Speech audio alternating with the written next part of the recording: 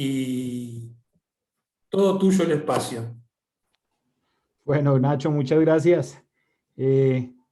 Bueno, después de hablar con las glorias y toda la historia del squash, yo vengo a hablarles de algo que genera dolor. Entonces, me la pusiste difícil en el orden, pero bueno, voy a intentar eh, que llevemos la parte de lo que yo hago a lo más cercano que pueda ser para ustedes. Entonces, déjenme ver si puedo eh, eh, poner esto a funcionar.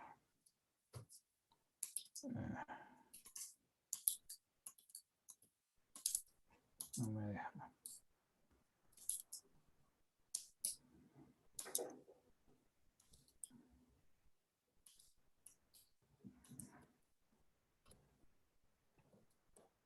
No me está dejando presentarla. A ver.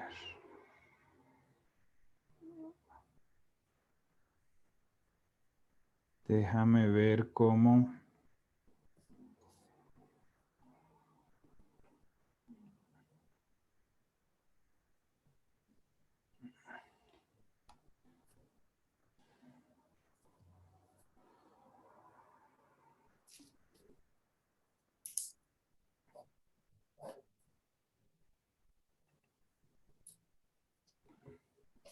No, no me está dejando mostrar. Ya.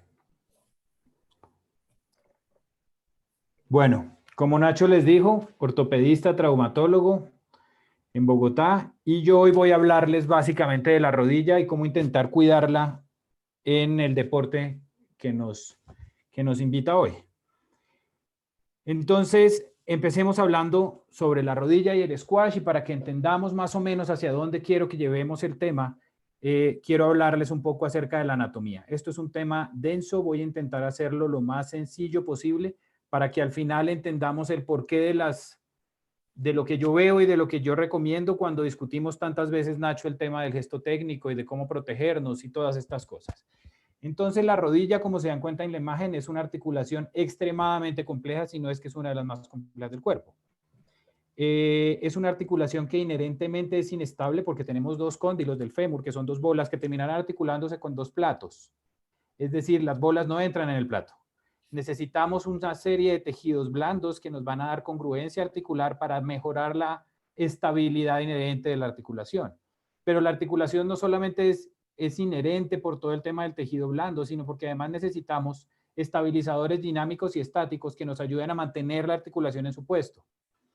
En el squash tiene una demanda gigantesca porque el gesto técnico así es implícito en él. Es decir, que nuestra actividad deportiva lleva un gran desgaste de la articulación. Y esta articulación, por ende, va a tener un sinnúmero de lesiones. Yo siempre les digo a mis pacientes, ustedes pueden tener el mismo plato de comida, arroz, papa, carne, lenteja, racacha, bueno, verduras.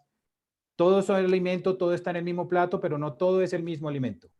Ustedes pueden tener muchos dolores, todos en la rodilla, no todos son el mismo dolor. Y todo hay que protegerlo diferente. Entonces, entendamos un poco de la biomecánica de la rodilla. Y la rodilla característicamente tiene un amplio movimiento en flexoextensión porque logramos una extensión de 0 a 140 grados, que es un arco de movimiento enorme, pero desafortunadamente tenemos muy poco movimiento en rotación.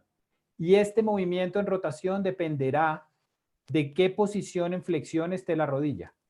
Y habrá puntos en este movimiento en el que la rodilla está mejor protegida y tiene menos carga que en otros momentos del arco de movimiento. Entonces, en cuanto a la rodilla, tenemos tres compartimientos. El compartimiento que está en relación entre el fémur y la tibia en la parte medial, entre el fémur y la tibia en la parte lateral, pero tenemos un componente importante que es el componente, el compartimiento patelofemoral, entre la rótula y el fémur, del que hablaremos ahorita más adelante para que vayan entendiendo cómo funciona cada una de estas partes. En cuanto a la cinemática de la rodilla, esto habla de los ejes de movimiento. Entonces tenemos movimientos no solamente en flexoextensión, que son en el plano conoral, sino que tenemos movimientos anteroposteriores en el plano sagital y adicional movimientos en torque en el plano horizontal. Todos estos movimientos están incluidos dentro del gesto técnico, en el momento del apoyo y en el momento de la transferencia de las cargas. Entonces, entender estos arcos de movimiento y entender en qué momento la rodilla está más tensa por el componente de tejido blando es indispensable para que entendamos por qué la transferencia de cargas debe hacerse de cierta manera y no de otra, única y exclusivamente pensando en el funcionamiento de la rodilla. Entonces, por ejemplo, lo que les decía, miren, el arco de movimiento de la rodilla en flexoextensión va de 0 a 140 grados. Pero en el plano transverso, en el plano de la rotación, no funciona así para todo el arco de movimiento. Entonces, el mejor momento para rotar la pierna, la tibia, el componente tibial sobre el componente femoral, es cuando la rodilla está a 90 grados. Si nosotros tenemos la rodilla en mayor extensión, el rango de movimiento se disminuye. Luego es en ese momento donde mayor cantidad de lesiones tenemos sobre los meniscos y sobre los ligamentos, tanto los colaterales como los ligamentos ligamento cruzado anterior y posterior. Entonces, si sabemos que este ejercicio tiene una gran carga, tanto en carga axial como en la inercia del movimiento, vamos a entender por qué el momento de apoyar y el momento de transferir las cargas es indispensable tenerlo claro al momento de golpear la bola. Entonces miremos la rodilla y la configuración ósea. Les explicaba entonces, tenemos dos cóndilos que son las partes que son el componente distal del fémur, dos platos que son el componente tibial, pero tenemos el menisco medial y lateral que lo que van a hacer es darle congruencia articular. Es decir, van a volver esos dos platos, dos recipientes que reciben los cóndilos. En cuanto a los estabilizadores estáticos de la rodilla, tenemos entonces básicamente y a grandes rasgos, porque son más, los dos colaterales, el medial y el lateral, y tenemos los dos ligamentos cruzados. Uno nos dará estabilidad en var o valgo y los otros nos darán estabilidad anteroposterior. Pero los ligamentos cruzados también nos dan estabilidad en cierto punto de la rotación de la rodilla. Pero no solamente nos estabiliza la rodilla tener unos buenos ligamentos o utilizar los ligamentos de la manera adecuada, sino que adicionalmente necesitamos un componente dinámico. El componente dinámico es básicamente para la rodilla el cuádriceps y los isquiotibiales. Y en este momento a mí todavía me llama la atención que vemos jugadores profesionales con pobre trabajo del mecanismo extensor y del mecanismo flexor. Y si tenemos este pobre trabajo, ¿qué podemos esperar de resultado de sus rodillas a largo plazo? Poco, por no decir nada. Y van a ver que muchos de los jugadores del Tour terminan saliendo por sus rodillas. Pero por sus rodillas, creo yo, básicamente, o por falta de entrenamiento físico, del que les van a hablar seguramente en charlas en los otros días, o porque técnicamente han venido modificando el gesto para de pronto adquirir algo más de velocidad sin pensar que ese gesto puede terminar afectando más sus articulaciones. La articulación patelofemoral es el eje central del mecanismo extensor. Y van a haber muchos jugadores que terminan quejándose por problemas de la articulación patelofemoral y por desgastes rotulianos y por condromalacia, y los van a oír con una cantidad de problemas del mecanismo extensor. Estos problemas del mecanismo, bueno, empecemos hablando por la rótula. La rótula es el sesamoideo más grande del cuerpo y lo tenemos anclado a la articulación básicamente por tejido blando. Y este tejido blando van a ser dos retináculos que terminarán funcionando como si la rótula fuera un techo al que lo tenemos anclado con unas cuerdas. Y estas cuerdas serán los retináculos al lado y lado, pero estará el cuádriceps arriba jalándolo. Entonces, si entendemos cómo funciona la rótula en la que el cuádriceps tracciona, pega la rótula al fémur y esto me permite estirar la pierna, vamos a entender por qué poco trabajo de todos los cuatro músculos del cuádriceps terminarán alterando la biomecánica de la rodilla. Es decir, que si vemos jugadores con vasto medial oblicuo hipotrófico o pobre, por no decirlo ausente, vamos a entender por qué la rótula de estos jugadores tiene una tendencia a irse hacia afuera y por qué ellos terminan haciendo desgastes articulares tempranos por problemas en la biomecánica de la rodilla, de su rótula, de su articulación patelofemoral. En el squash y en todas las actividades físicas que requieren de salto, de correr, frenar, arrancar, esta articulación sufre increíblemente. Y es la que más termina desgastándose y es muchas de las razones por las que muchos de nuestros jugadores terminan saliendo de jugar o terminan haciendo paradas muy largas. Los traumatismos de tejidos blandos de las rodillas ocurren tan fácil, con movimientos tan simples, que, y Samantha lo acaba de decir, estuvo un año por fuera por una lesión de ligamento cruzado anterior, y para romper el ligamento cruzado anterior necesitamos apoyar la rodilla, rotar la pierna y estirarla. Un poquito de tracción hacia un lado y nos quedamos sin cruzado. Pero así fácilmente también rompemos los meniscos. Entonces, en esta imagen que les muestro yo ahí, apoyar la rodilla, girar el cuerpo y mantener la pierna estirada, machacamos el menisco, maceramos el menisco. Y esto es 6 meses por fuera de las canchas. Entonces, el gesto técnico básico, o lo que hemos discutido tantas veces con Ignacio y con Paulo sobre cómo llegar a la bola, cómo hacer los desplazamientos, llegar a tiempo, evitar que las piernas estén de cierta manera, cómo afrontar la bola al momento de impactarla, hacia dónde vamos a transferir las cargas, todo esto terminará siendo efectivo en la medida en que podamos proteger las articulaciones.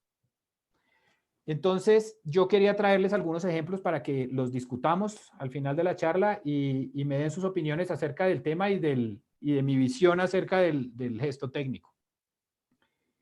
Esta es una foto de Miguel. Por favor, céntrense en la rodilla. No miremos el resto de la llegada ni del golpe, pero miremos, por favor, la rodilla. Miren, por favor, el vasto medial oblicuo de Miguel Ángel, que es un músculo bien trabajado. Una rodilla manteniendo el 100% del peso con una flexión de 90 grados, momento en el cual todo el complejo ligamentario está laxo. Es decir, que le estamos generando la menor carga de presión interna a los compartimientos de la rodilla. Esta posición que está teniendo Miguel en este momento protege la rodilla en el momento del golpe y en el momento de abordar la bola. Facilita el regreso porque tenemos más potencia para el regreso y tenemos menos desplazamiento para la extensión de la rodilla. Esto es para mí un movimiento, un gesto que protege la articulación. Miren este.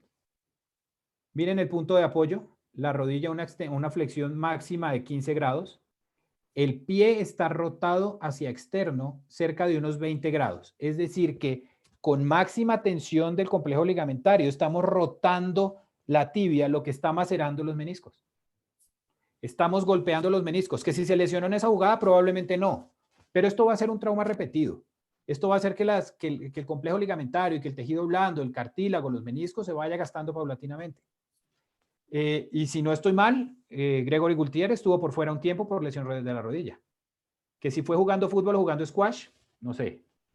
Pero miren este tipo de gestos que a uno como médico le preocupan. Que si esto lo podemos ver en repetidas ocasiones en un partido con jugadores de muy alto nivel, sí, es cierto. Que si es biomecánicamente adecuado, yo creería que no. Y creería que no básicamente porque estamos golpeando la articulación. La articulación, como ya les expliqué, todo su complejo ligamentario a máxima tensión y estamos generando un movimiento de rotación extremo para el que en ese momento la pierna no está adaptada. Nuevamente Miguel, cargando todo el peso a 90 grados de flexión de su rodilla, toda la carga sobre el cuádriceps y el complejo y los isquiotibiales. Si se dan cuenta, es un movimiento en el que está haciendo un gran esfuerzo para llegar a una bola que está lejos, pero toda la carga está con la rodilla en el mejor punto de golpeo. Que si debió llegar con la pierna izquierda o la derecha, lo discutimos en otro momento, pero quiero que se centren en la rodilla. ¿Qué opinan de este? De nuevo, es una bola que está lejos. El pie en este caso no está rotado externo, sino está rotado interno. La rodilla está en extensión, o sea, la flexión está cerca de unos 15 grados, 20 grados. Miren el trabajo excesivo que están teniendo aquí sus isquiotibiales para poder mantener la rodilla en esa posición. Miren el trabajo del vasto medial y cómo se ve tenso. Y miren la posición en la que está la rótula. La rótula apunta hacia la esquina de la pared entre el lateral y el frontón derecho, pero el pie está apuntando, la punta del pie está apuntando directamente al frontón. Esta inercia del golpe lo está llevando hacia el lateral, hacia la pared lateral y hacia la esquina. Pero el pie no. El pie apunta a otro lado. Si este pie pierde el balance, nos llevamos el tobillo, pero nos llevamos el menisco medial. Entonces, los desplazamientos que logran que un jugador llegue a la bola en la mejor posición posible, protegen sus articulaciones y les darán larga vida.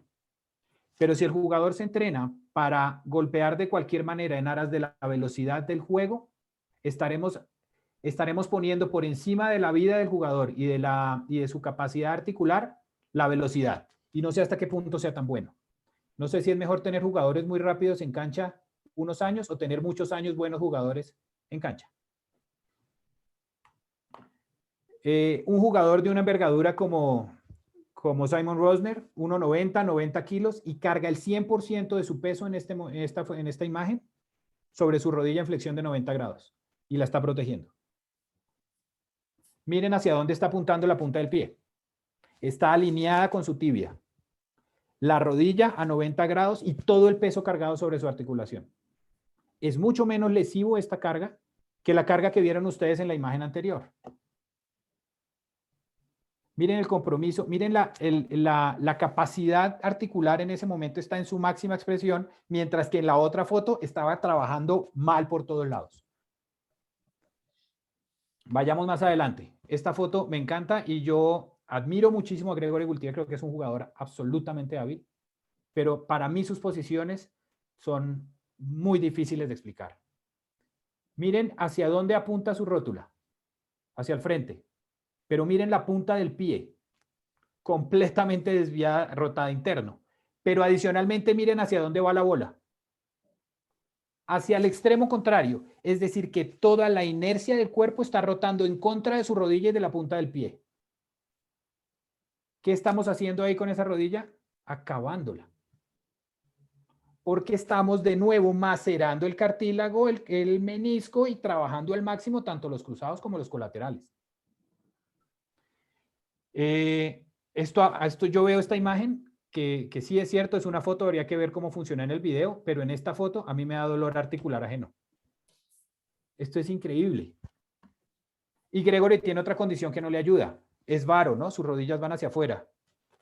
Entonces eso aún le carga más sobre el menisco mediano. De nuevo una foto de Simon Rosner, completamente apoyado sobre la pierna derecha, su rodilla en flexión, miren el pie apuntando hacia donde va la inercia del cuerpo. Esto termina generándole a él una ayuda para proteger sus rodillas.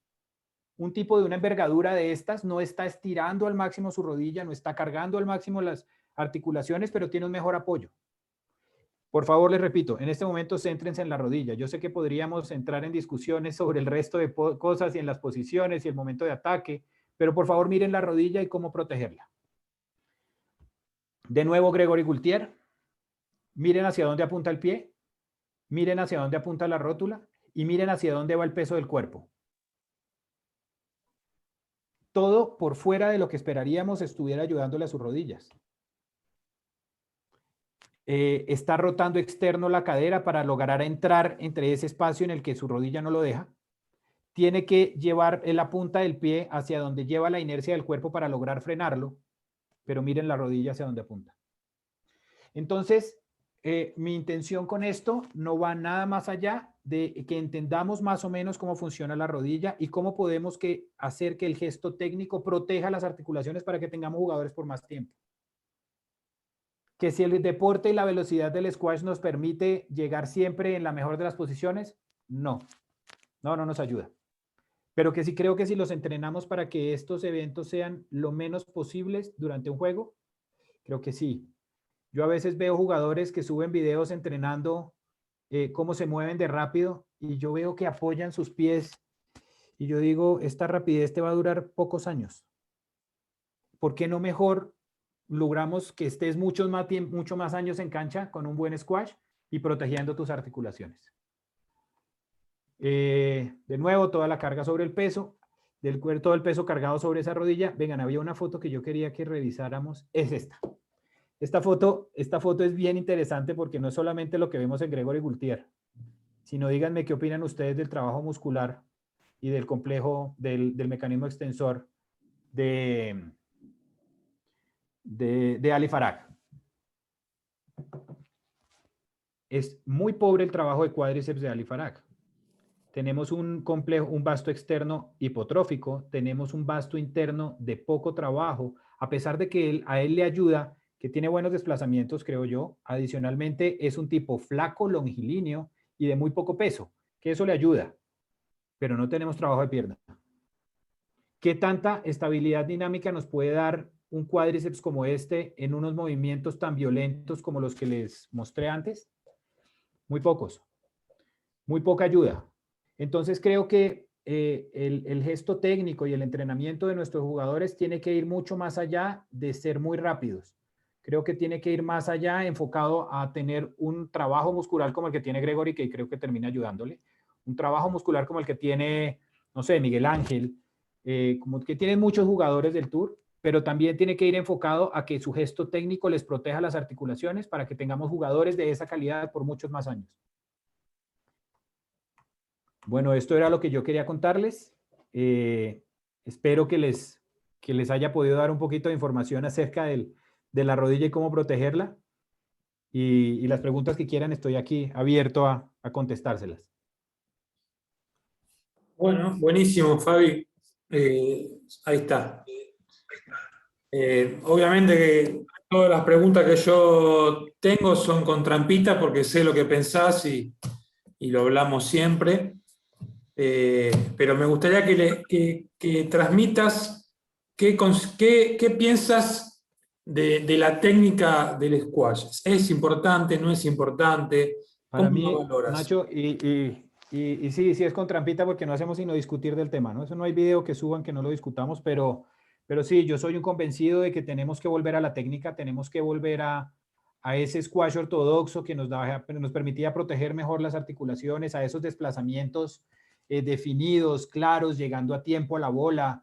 Si bien es cierto que el deporte se ha vuelto un deporte de una aceleración increíble, siento que también esa aceleración se puede contrarrestar con mejores desplazamientos y menos violencia al llegar, siendo más conscientes cómo movemos nuestras piernas para llegar a la pelota. Así como dices tú, Nacho, yo soy un jugador de Nintendo, pero sí me gusta analizar mucho el tema porque creo que hay personas que tienen condiciones físicas notables que terminan saliendo pronto del juego porque no se centró, no se les trabajó en esa parte técnica, táctica, más técnica que les permita proteger sus articulaciones y tener un gesto depurado.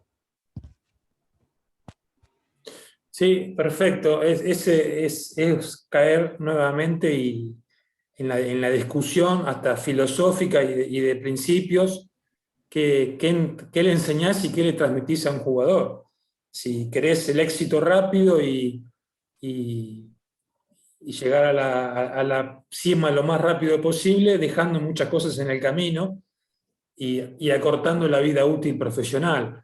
Uno no se puede meter y decirle a cada quien lo que tiene que hacer, pero por lo pronto tenemos que recuperar el terreno de los que pensamos de esta manera para que nuestra voz se haga escuchar cada vez con mejores fundamentaciones científicas y seguir tratando de convencer a la gente que creemos que es lo mejor. Sí, yo creo, Nacho, que más que intentar convencerlos es que entendamos todos mejor cómo funcionamos para que logremos protegernos durante el juego. Miren, un buen trabajo del mecanismo extensor logró que Ronaldo, el brasilero, jugara sus últimos años de carrera sin ligamento cruzado anterior. Fútbol. Pero tenía un cuádriceps gigantesco. ¿Sí? Pero vemos jugadores como Ali que no tiene trabajo de piernas.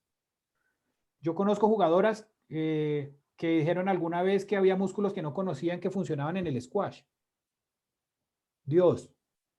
He visto jugadoras con pobre mecanismo extensor, patología patelofemoral, es decir, sus rótulas gastadas, pero nadie se ha puesto en el trabajo de explicarle que si ella no tiene vasto medial oblicuo, lateralizará su rótula, gastará su rótula y terminará teniendo dolor de rodilla. Pero es que el otro problema también, Nacho, es que todos queremos hacer todo al tiempo, ¿no? Entonces yo quiero ser el mejor médico, pero además ser un crítico del squash, entrenador y jugar. Y ni juego bien, ni soy el médico de todos, ni el crítico como debe ser. Entonces creo que hacer equipos multidisciplinarios que nos permitan aportar a cada uno en su experticia nos va a permitir llevar jugadores por mucho más tiempo y en mejores condiciones y calidad de juego a la competencia. Sí, Nacho, sí, Tony. perdón, Nacho, Fabián, ¿cómo están? Bien. Quería hacerle una pregunta, me encantó la presentación de Fabián. ¿Qué gestión y qué función tienen los posteriores y ayudan a traccionar también la rodilla Cuando me dice los posteriores, hablas de los isquiotibiales. Isquios, sí. Claro, A ver, importantísimo. ¿cuánto trabajo hay que darle Claro. con peso muerto, etcétera? Claro, mira, uno siempre quiere entender un movimiento en el cuerpo en un solo plano, pero resulta que para que yo pueda extender mi rodilla, debo jugar con un balance entre los flexores y los extensores. Es decir, que cuando yo hago un movimiento en extensión de la rodilla, mis flexores no están completamente laxos. Yo debo ir relajándolos paulatinamente. Si viste la foto de, se me olvidó el nombre del jugador, que está en extensión de la rodilla, se ve como los isquiotibiales están manteniendo aún todavía la rodilla a pesar de que el cuádriceps está trabajando violentamente. Tarek Moment. Entonces exacto, Tarek Moment. Entonces es en ese momento en el que entendemos que definitivamente el trabajo de los agonistas y antagonistas es fundamental. Necesitamos tener unos muy buenos isquiotibiales para que me ayuden a mantener la rodilla. Porque si no, en ese momento en el que vas a arrancar, no tienes potencia para arrancar. Entonces, sí, definitivamente hay que trabajar los antagonistas. Sí, señor. Tony, que te hizo la pregunta, es un gran preparador físico acá en Argentina y seguro que ya les anticipo que el próximo congreso va a ser específicamente de todos estos temas. Tengo otro grupo de amigos, también médicos y preparadores físicos, y lo vamos a invitar a Tony a que exponga. Creo que ahora estamos todos desesperados por seguir preguntándote, pero bueno, este fue un aperitivo de lo que va a venir. La verdad que, Fabián, te agradezco, siempre muy claro. Me gustaría reflexionar esto antes del cierre, que siempre nos centramos en evaluar o en ver al profesional, al top 10, pero nos olvidamos del jugador amateur, del junior, del que tiene 50 años y 15 kilos de más, y que tienen profesores que le enseñan a hacer lo mismo que hace el profesional, y es imposible. No, miren, yo creo que jugadores como Gary Gultier, como Gultier, él, no va a haber otro. Con esas características físicas, con esa forma de atacar, con esa forma de golpear sus articulaciones y llegar a donde llegó, lesionarse y volver y ganar, él. ¿Entrenamos a otros para que lleguen allá? No, yo no. Y yo no, básicamente porque es que jugadores con esa habilidad, con esas características físicas, Gregory. Bueno, no. Miren, jugadores que tengan la velocidad que tiene Miguel Ángel, se estrella contra la pared, se devuelve y vuelve la saca, se bota de cabeza a romperse la cara contra el frontón. Eso lo hace Miguel. ¿Vamos a entrenar a nuestros hijos para que se boten de cabeza? Venga, no. O por lo menos a mis monas, no. No, ni hablemos de Rami Ayur, que ahora se dedica a hacer videos en TikTok. Entonces, yo lo que creo es que las características excepcionales de ciertos jugadores que llegan al top 10 son buenas en ellos y por muy poco tiempo, y corríjanme si me equivoco, pero si nosotros estamos formando jugadores, tenemos que ser mucho más, como digo, mucho más exigentes en eso, mucho más exigentes en protegerlos, mucho más exigentes en el trabajo físico, mucho más exigentes en compaginar el trabajo físico del preparador con la recuperación que requiere el fisioterapeuta, con la opinión del médico y con el conocimiento del entrenador. Pero el jugador tiene que tener un poco la información de todos para que salga a competir. No es posible que jugadores nos digan que no saben que todos los músculos que trabajan en el squash. No es posible que haya jugadores que salgan a jugar sin entrenar su musculatura del tren inferior, ¿sí? Que golpeemos la columna como la golpeó el inglés. Oye, hoy tengo una amnesia para los nombres que me tiene. Y salen, la golpean y queremos que todos jueguen como él. Venga, no. No, yo creo que hay que coger a cada jugador, estudiar su fenotipo, evaluar cuáles son sus características y qué hacemos nosotros para protegerlo. ¿Qué hacemos nosotros para que le demos larga vida a su juego? Hay muchos jugadores que los perdemos por una lesión de rodilla. Y una lesión de rodilla que habríamos podido evitar si hubiésemos tenido una mejor preparación técnica, táctica y física. Es mi opinión. Yo desde ya les digo, lo comprometo a Tony, a Fabián, y voy a seguir invitando gente. El próximo congreso va a ser de este tema.